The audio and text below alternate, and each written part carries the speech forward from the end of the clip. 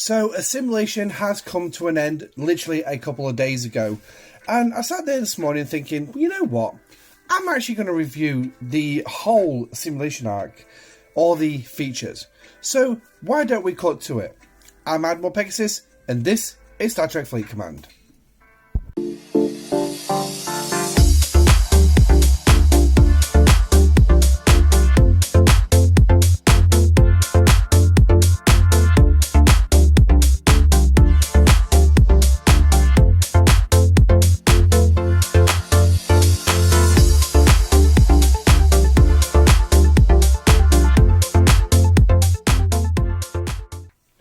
Hi guys, and welcome back to the channel. Now, I thought I'd actually expand on the live stream I did where we were looking at the features given to us in the last couple of months, ranging from the new fleet commanders in the command center to the new solo armadas, the refinery, and also the refinery, the expansion cubes, the officers, and I thought, you know what, I'm going to put it in a video. So starting off with the fleet commanders, this was introduced back in January, a new facility which gave us basically a new type of research, which was in the form of a skill tree. Now, we was given this with a mission set which included 2 officers which you could actually pick one of, and the 2 officers were Admiral James T. Kirk and the other one was Captain Spock. There was a 3rd officer added, Locutus, but he was actually stuck behind a paywall and still is. There is no actual sourcing for Locutus at current. Now, the aim of these skill trees that we were given is basically to improve certain things. Captain Spock here, who I went with, is aimed around mining and protection, with the odd little bit when it comes to things like research speed. What's this one? This one's cost efficiency for your research.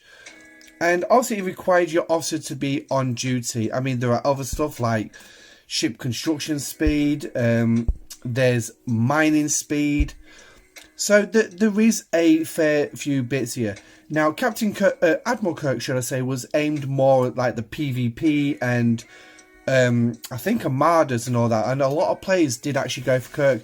And a lot of players have said that they actually felt like Kirk really did give them something. However, as always, with everything that Scopely do, there is a downside. For one, you can have 2 officers eventually. Like I said, Locutus there is locked behind a paywall. There is actually no sourcing at current. There is for Kirk, but the RNG is that stupid. It's ridiculous. I haven't even got half the shards in 2 months.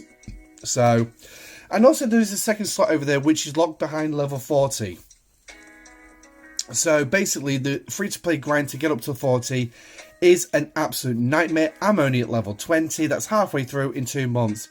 And the amount of quantum communicators which you actually need to upgrade it, yes, another currency or another specialty form,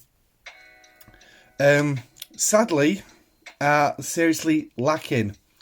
Now, obviously, your officers will come with a certain amount of information. They have got they've got about 20 different ranking levels. So, and I can actually upgrade. So, level up my officer, so I can send it to an extra one, which is going to be a bonus because then I can show you the next part of this. Whereas if we go back out and go into the refinery, move myself over a little bit, because we want this thing right here called the command center. So yes, there was a little refinery tree. Now every time you level your officer up, you're going to get one of these chests, which is basically going to give you skill points towards that specific officer. So yes, in my thing, it's Spock. Now, don't expect it to be 200. They do increase incrementally every so many levels, so you can build them up. This chest here is a daily pull. As you can see, at the time of recording, I've still got 8 hours left on it. In editing the following day, I will take a quick screenshot of what's in there and add tap it onto the end here, where you can get these quantum communicators, some of that, those red orb thingamajiggers, yeah, and also some shards towards Kirk or Spock. Now, obviously, if you've got one of the officers, you'll end up getting something called dust. Yes, some dust, which you can then convert into uncommon faction credits. Oh, Commander XP, that's what it's called. Now, the problem is 10 credits. Yes, one chest, 200 pieces of dust, and I get 10 credits. Now, the next level for Spock for me is actually 11,000 credits. Now, I'm beginning to think that maybe there is another source in, and that will be in the Borg tech, and most likely in those chests. But again, I've got a couple of days, so unfortunately, to get this video out, I'm not going to have to wait. I'm not going to wait for them. But check them out, see if they're in there. Now, obviously we have the grading side of things, so we're going to ask a couple of questions, and we are going to start at the bottom of the grading. So, was it a flat failure? Well, the answer is no, it was not a flat failure. So we can now actually go up higher to the next level, which is D. Does it detract anything from the game? Well, the answer is no, it doesn't detract anything from the game. Let's go back into it. Let's go back there. Could it have been better, but does not detract from the game? Well, yes, it could have done better, to be perfectly honest. It doesn't detract from the game. So we're now at a C grade for this. Does it benefit the game? Only in small amounts. I mean, if I'm perfectly honest, right, I haven't really noticed much when it comes to the mining and things like that. So, yeah, I can't really say it's benefited my game a lot. The one thing I know for a fact that I could definitely say that I have noticed a small benefit is this particular one here, damage against hostiles. Now, when I did my video on calculating energy damage, this was included at 75%. So, yes, it does add that. So, yes, there is a little bit of a benefit there. So, could you really say, yeah, maybe? Absolutely adds to the game in a positive manner. Well, yes, it is still it does add to the game in a positive manner. But there are still numerous problems, like Locutus sourcing, the series grind around getting it leveled up and everything. I mean, look, Command Center 30 before I can do any more to that. The level locks are actually quite high. So, to be perfectly honest with me, I can't in all honesty give it an A. I can't. After 2 months with this, I'm only level 20. So, is it really benefiting my gameplay? Not in drastic quantities, in all honesty. So I'm actually going to take it down to a C. It's got potential. It can definitely be better, but the one thing is it does not detract from the game whatsoever. It does add that little bit, so I can give it a C grade. I'm not going to do plus or minuses. We're not going to do that. So for the fleet commanders, I'm definitely going to say a C. There's room for improvement. Now, will they add more officers in the future? That's another thing that could really benefit the game, add more beneficial to the game. But we'll have to wait and see. Now, next up, we was also given these little green dots around the galaxy, which are the new Borg systems. And when obviously you go into it, ignore the Warp 85, because I'm in G5 space at the minute. We were given Borg spheres as a new solo Armada. So yes, Borg solo Armadas are next up. Now, to be honest with you, there's not much you can say about them. They're pretty much the exact same as the Gemini solo Armadas, except they are a lot tougher. The levels between them are a little bit far in between. The first one's 35, then it's 41, then it's 45, and that's the uncommons. The rares and the epics sort of like fill in the middles a little bit, and obviously they do get stronger and stronger. If I properly crew out a Valdor, it can take on a 41. I send all 3 ships in with a Cerritos buff, a Defiant buff, all the XCOMs, and I'm struggling to defeat the level 45 uncommon. So for me, sticking at level 41 is around about right for me where I'm at. Now, we could actually just move straight into the grading when it comes to the solo Armadas on this one. So again, it's another feature, another mechanic. Is it a flat out failure? Well, no, it's not a flat out failure. Not by a long shot. Does it detract from the game? No, actually, it massively adds. So, could it be better but does not detract? Again, yes, it could be better, but it still adds a hell of a lot more than what the fleet commanders do. So, does it benefit the game? Absolutely. Absolutely benefits the game. Does it add to the game in a positive manner? Yeah, you could actually say that, but I'm still not 100% convinced on it. Now, as I mentioned in the fleet commanders, it adds some sourcing for the extra fleet commanders with the those red orbs. I forgot what they're called again. The commander points and all that. It's also sourcing for the expansion cubes, which is one thing we're going to go into next. You've got 3 different sourcings. You've got the uncommon, which will give you 5 directives, rares, which will give you another set of directives, a certain amount of directives, sorry, and the epics, which will give you 66 directives. So that's that. They obviously come from defeating these things, and also this provides a buff. Defeating these provide a buff for the Tailos, which you can see is highlighted here on the decks ready. But the one thing is that's an activation straight away, but we'll talk about that in just a moment. Sourcing for the Vidar XCOMs, basically to go out and make your Vidar more valuable by cutting down the grind, going out, killing those Borg probes in the original systems, hell, even in the 36 system if you wanted to. So yeah, you can really go out and do some of it. Sourcing for Borg officers as well, because there is those chests in the refinery.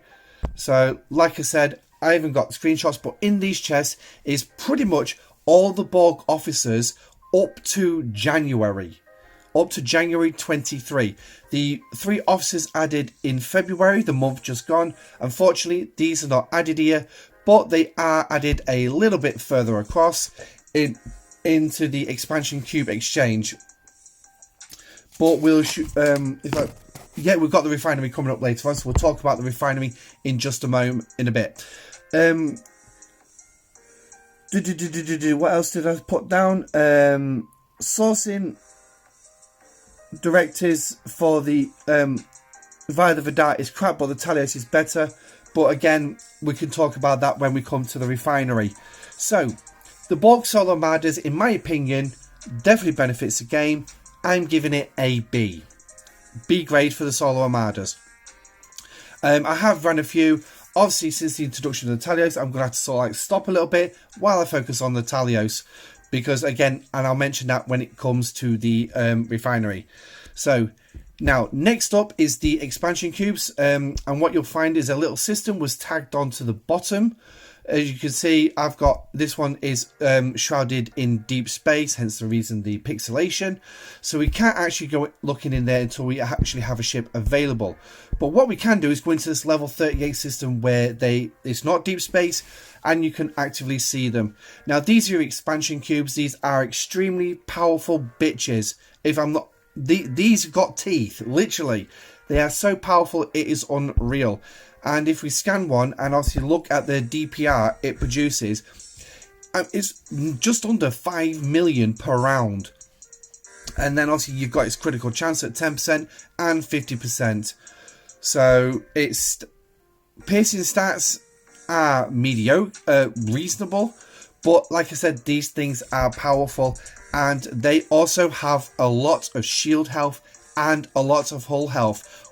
Just under 1.5 billion each.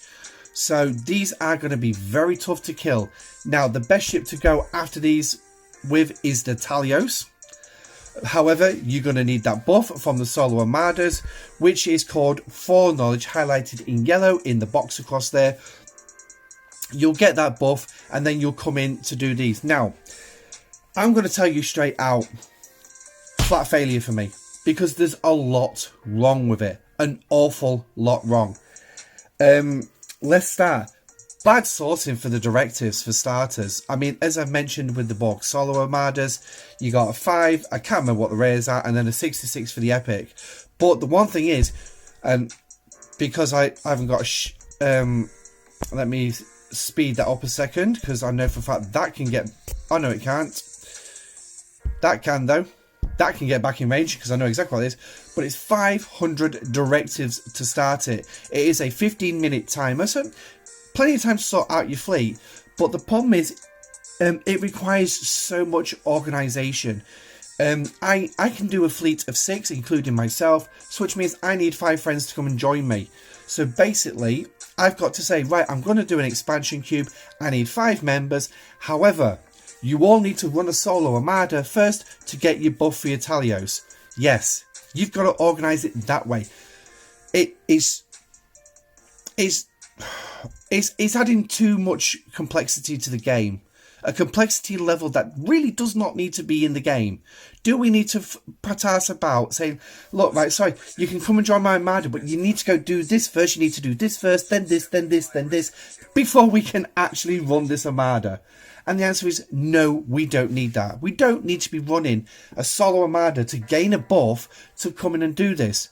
Now, the best ship against this thing is the Tailos, but a decent level tier Tailos, to be perfectly honest, because even we've lost against the 38, the 42s, we're not even touching them. You can't even stand a chance against them at the minute. Now, payouts. Payouts is in the form of this Vinculum fragments. The payouts is pretty crap, really. There is a piece of research which will give you a 50-time boost on it, but again, that's split between everybody in the fleet, and the payouts are according to your power strength as per usual. So I'm not particularly fond of the payouts. It's pretty crap. And like I said, these are powerful beasts. The 42s, I should be easy taking on a 42 with a load of mates who are 42, 43, all the way up to 47. Hell, we have a level 49 player in my alliance, and we still struggle against that level 42. So they're not proportioned to the players' ops levels. I think they're more aimed at depending on what kind of tier your Tailos is at the time. So for me, it's a flat F. And speaking of the Tailos, here she is. This is our Vidar A, which a lot of players have been asking for. And we finally got her. Now, they decided not to call it an A. They decided to call it the Tailos. Why? I really don't know. But this is This has a lot of potential. Now, mine's only tier 2. To be perfectly frank, it's crap at its current level. Tier 3, you can start seeing some pretty good improvements from what players have been telling me. Tier 4 is when this thing really does outperform a tier 9 Vidar. Yes, you heard me. Tier 4, before this thing outperforms its baby sister. Its big sister. The original Vidar. So you'll probably find that you'll still be using your tier 9 Vidar, despite having this, for still some time to come while you level it up. Now, the costs around this thing are cheap in terms of materials, but when it comes to the cost of the stuff you're going to need to build it, the charged nanoprobes, it is pretty pricey and will take you some time to do. On average, if you don't buy anything else with the charged nanoprobes, you could probably do 1 component a day, give or take. Maybe once every 2 days. Now, this is not a one-trick pony neither. No, it's not. It can do your PvE grind when it finally actually gets up to that level. But the one thing is, from tier 1, yes, from tier 1, it is still a decent OPC hunter. Now, at tier 2, I have a cargo hold of 1.2 million. That, of course, has obviously been affected by various researches and my treasury as well to boost it up higher. So, yeah, you're still looking at a decent... tier 2, you're still looking over 1 million cargo hold. Probably 1.1 as a baseline. If we take a look at the cargo bay, it's going to tell me there. There you go. Its capacity is actually 720,000. No, sorry, around about 12,000. Obviously, because it's going to increase my cargo to 1.36 million. It's a 9% boost. So, it's still pretty good. Obviously, that's just above the original Vidar, but like I said, your research on top of it really does help. Putting the cargo space officers on there as well really does help it as well. So, it's pretty good for when it comes to OPC hunting. No questions about it. I took it out on Latinum Monday. I came home with 762,000 spread across 15 systems as concentrated Latinum. So that was a pretty good little expedition for me in like half an hour. So now, the sourcing for this thing is something which is one of the best things we've ever seen in this game. There was a mission on day 1 and a mission on day 8, each giving 50 blueprints for this, total 100. Boom, 8 days, you've got it. Yes, free-to-play players got this within 8 days. Now, the quickest piece of sourcing I've seen prior to this, for sourcing new specialty ships and everything, was actually the Battle Pass itself.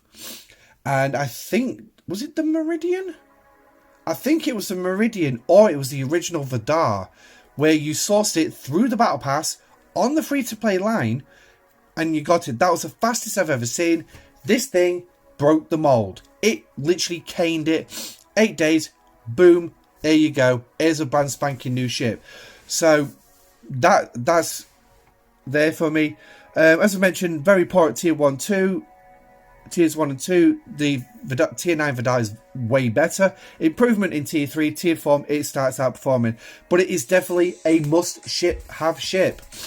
So, if we have a quick look at our grading sheet. Ships. So, starting at the bottom. Why would anyone want to build this? Well, funny enough, we've already answered it. It's an OPC hunter for deep space, where you actually get it tiered up. It will be built, but only when there is absolutely nothing else to build or upgrade. Well, yes, because at the minute, it's not... And if you want to take it out OPC hunting, that's fine. When it goes up against the Borg probes, it's not... It can hold its own against the 33s. It can do the 36s as well, but... Again, the tier 9 Vidar, along with the Exacoms, can do better. So, it will be used and used in its niche. Well, no, you're using it outside its niche, because its niche is Borg probes. Outside OPC. Hell, you might even want to use it in PvP. We have had a PvP event with it. Pretty good. Put a strike team on it. It's actually pretty decent. So, yeah, you're going to use it outside its niche. It will be built and upgraded to be used in its niche. No, again, you're going further. It will be built and have priority on upgrades. Yes, this thing is going to be taking some priority on upgrades when it comes to the charged nanoprobes and where I'm spending them. I'm going to be spending them on this thing. I want to get it up to at least tier 4 so it can actually go out there and do its job. Save me using the Vidar, and I can restrict the Vidar to OPC hunting around territory. Yeah. Using 2 of them, I'll get a fair whack in. But we're not just going to stop at A. No, we are going to go further because of its sourcing.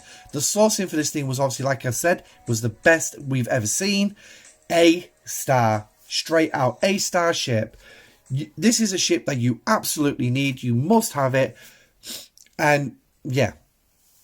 Now, the reason as well it becomes in a must-have is because of the Borg Refinery.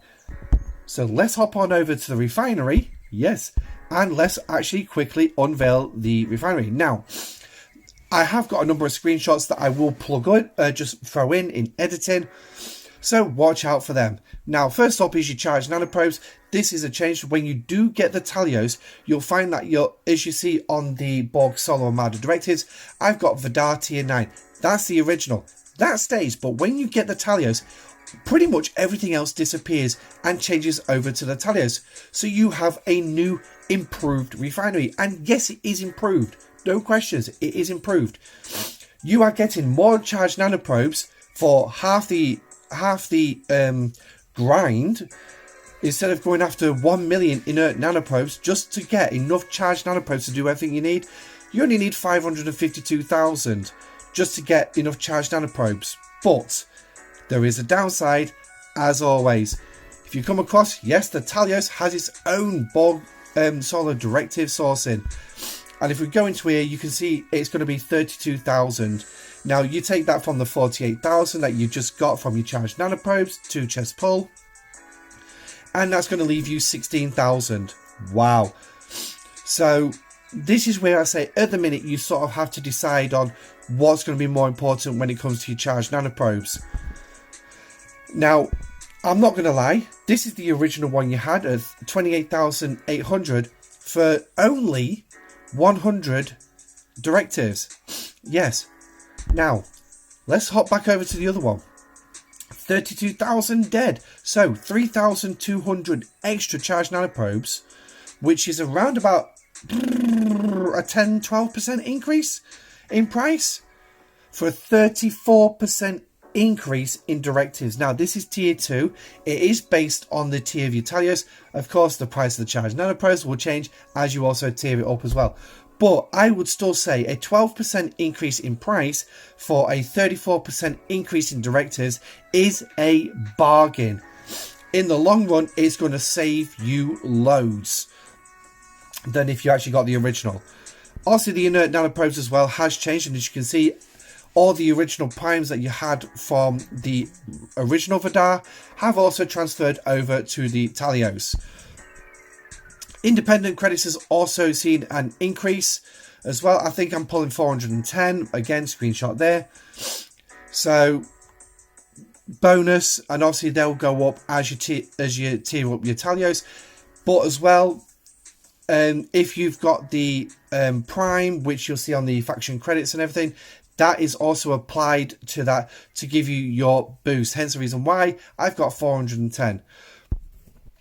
Faction credits and everything are also increased, and the reputation. Now, the downside to this is going to be this chest, because you're going to take those verniculum fragments that you got, and you're going to bring them here to this chest, and you're going to spend them in here. But as you can see, the first chest alone is 72,000. Now, what you're going to get in here is charged nanoprobes, active nanoprobes, some officer shards from the officers that we've just got in February. However, one officer is missing. Go figure. And you've also got some solo directives ranging up to the epics. But the one thing you'll only get the full one on is the uncommons. The rares is half. The epics is also half. But the only big thing that I actually think is actually worth anything in this chest is actually the loot exocom. That's the only thing that I think is actually worth it. However, it's stuck under RNG. Yeah. But anyway, for me, the refinery is actually pretty good. It's a pretty damn good improvement. The expansion cube exchange does bring it down a bit as well, and the fact that, to be perfectly fair, you've got to be very selective on what you spend your charged nanoprobes on. So for me, it's not gonna get a top grade. It's not a flat out failure. We'll say that for definite. It doesn't detract from the game. Could it be better? Yes. Does it benefit the game? Absolutely. It's going to benefit your game. It does add to the game in a positive manner. So yes, you could potentially make an argument for A, but I'm not going to say that. I'm going to say B. I'm going to be quite reserved on it. And B is the highest this thing's going to get. Right, next up is the officers. We are basically, I'm not going to go too much into the officers. Now, the officers that we were given was Galanat, Dozik, Gosa, and then these two epics behind me here, Hugh and the Borg Queen. Now, all 5 of these officers do not have any captain's ability. I mean, you'd think that the Borg Queen would have had a captain's ability, considering that she actually leads the hive. But no, Scopely didn't want to give her one. They are all lower deckers, as you can tell by the white marking around their department. So now Galanat, straight out. To be perfectly honest, all 5 of these officer abilities are pretty meh. There's only the Borg Queen that I would definitely say would officer abilities actually not too bad, but the rest of it is down to lower decks. So you've got his lower deck here of increasing your loot drops. Tier 1, not exactly the best. Get it up to tier 4 maybe. Yeah, it might actually be worth something. The officer abilities though are pretty niche to a certain point. This one is increasing your faction reputation. However, I won't put him on the bridge because in his current form with his stats, not very good. So I'll be sacrificing stats for faction points, which actually in the long run, I will not gain as many faction points because of crap stats. Better stats, I'm going to get more points. So that 5% is pretty bleh. Like I said, the below decks are actually a bit better. Now, Dozak brought in a new feature called Assimilate. Again, it's his below deck ability, and it is a PvP centered ability. He's the one that activates it, which is a step change from an epic pocking these kind of abilities, because obviously we already have Morale, Hull Breach, and Burning, all pocked by epics. This is a rare that's going to proc it. This Assimilate, as you can see by the middle paragraph, reduces officer abilities effectiveness by 25%. Woohoo! Now, obviously his below deck ability, he's got a 40% chance of procking it, and for it to last 4 rounds, but the hull health has to be below 95%. Now, bear in mind that that 40% will increase as he levels up. What this is going to be like, I really do not know, but it's an interesting mechanic to say the least. So, and the officer ability is Borg, aimed around the Borg solo armadas, so they are pretty niche. Gosa is also officer ability aimed around the solo armadas, but when it comes to his below deck ability, he's actually going to be PvP. He needs that Assimilate to work, and is giving you a mitigation boost, which, to be perfectly honest, in the grand scheme of things, is not very good. It's not very good whatsoever. So is this an officer you're probably going to use? Probably not. So, and then we'll have a quick look at the epics. So the first one, Hugh. Officer ability, increasing impulse speed by 5%. There. Below deck ability. Now, this is the bread and butter. Yes, this is probably actually one of the best abilities that we've had in the last 2 months. Hugh has a 45% chance to increase critical hit chance by 25% for 2 rounds after being hit by a hostile. This weapon can stack. Weapons with multiple shots will only trigger it once per attack. So if you've got one weapon that fires 3 shots, it'll only proc the one, so you'll only get the 25%. If you have 3 weapons that fire 1 shot each, you're looking at a potential 75%